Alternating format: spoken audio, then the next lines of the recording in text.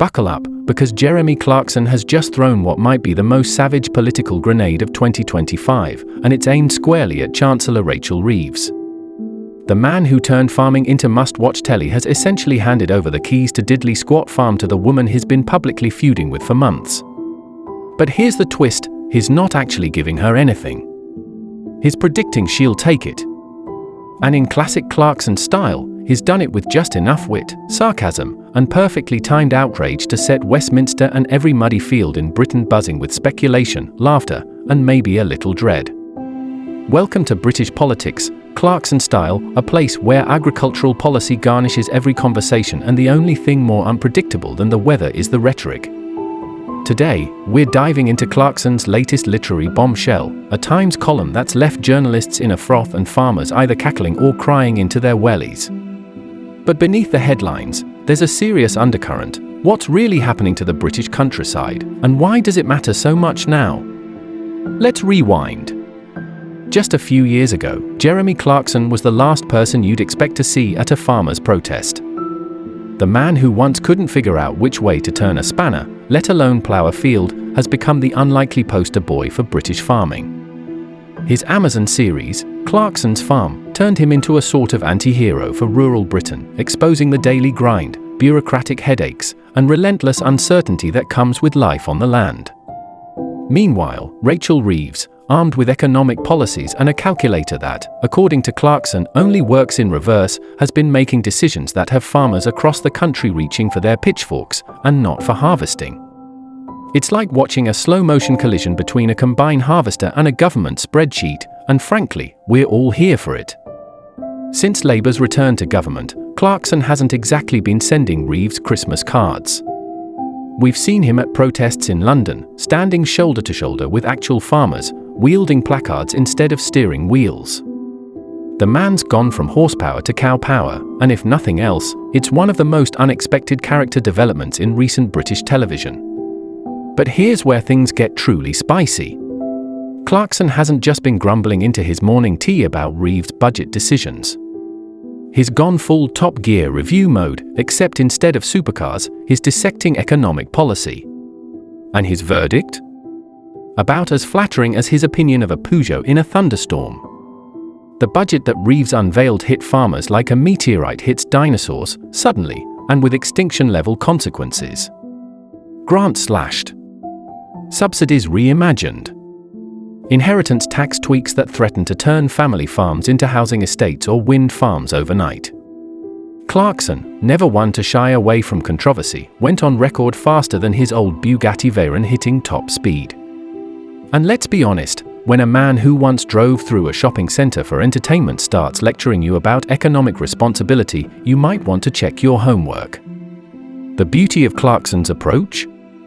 He's managed to make agricultural policy feel like appointment television. Who else could turn inheritance tax discussions into must-watch content? The man's basically turned fiscal responsibility into a contact sport. Then came the moment that had political journalists spitting out their coffee faster than a turbocharged espresso machine.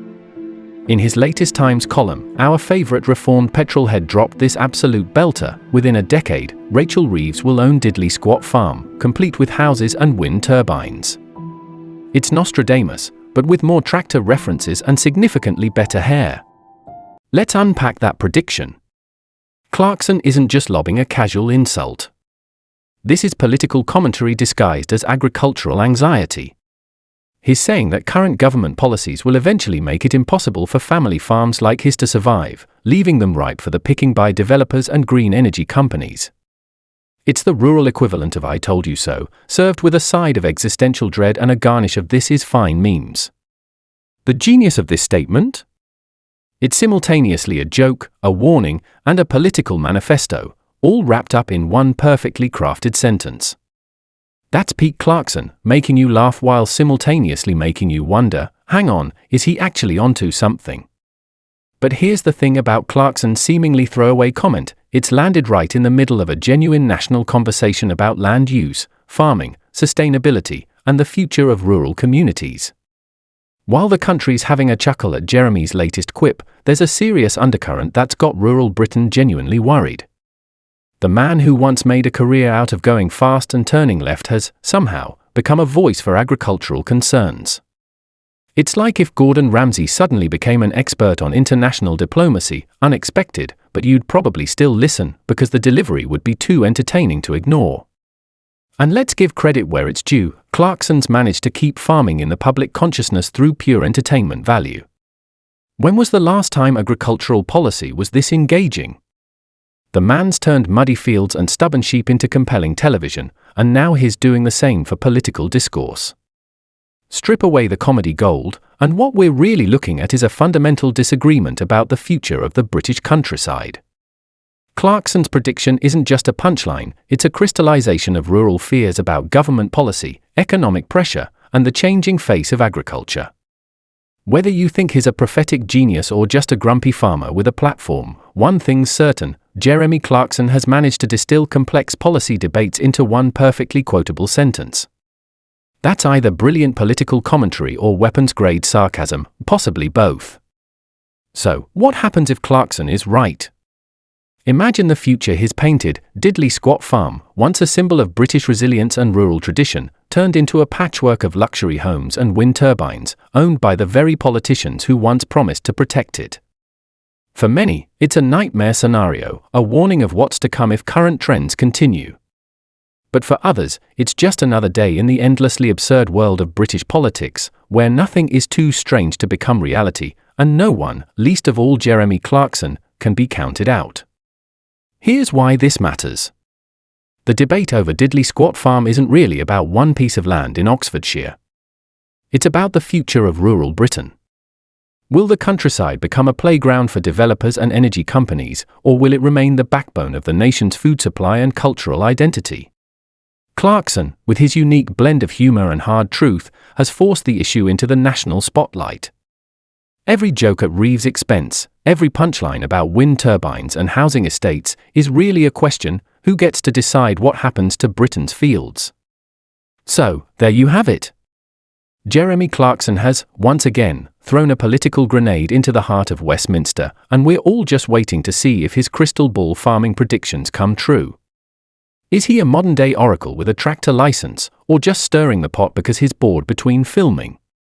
Either way, he's made the future of British farming a subject we can't ignore, and maybe, just maybe, that's exactly what the country needs right now. What do you reckon? Is Clarkson pulling the wool over our eyes, or is he really onto something? Drop your thoughts below, and if you're enjoying this blend of politics and barely contained chaos, keep your eyes on the fields and your ears on Westminster. Because if Clarkson's right, things are about to get very interesting indeed. And remember, in British politics, the only thing you can count on is that you'll never run out of material. Stay tuned for more shenanigans, more drama, and, if Clarkson has his way, a lot more talk about tractors.